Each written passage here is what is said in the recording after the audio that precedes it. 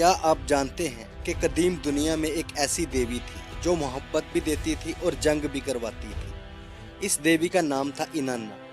وہ قدیم میسوپوٹیمیا کی عظیم تہذیب سومیرین سیولائزیشن کی سب سے طاقتور دیویوں میں سے ایک سمجھی جاتی تھی۔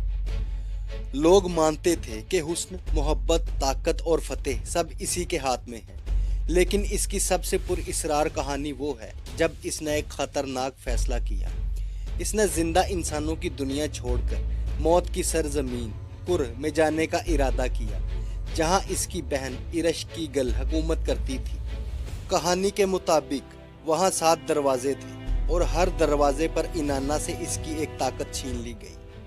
آخر کار جب وہ آخری دروازے تک پہنچی، وہ مکمل طور پر بے طاقت ہو چکی تھی اور پھر اناننا کو قتل کر دیا گیا۔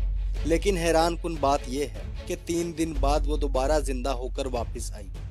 اسی لیے تاریخ میں اناننا کو زندگی، موت اور طاقت کی سب سے پر اسرار دیویوں میں شمار کیا جاتا ہے۔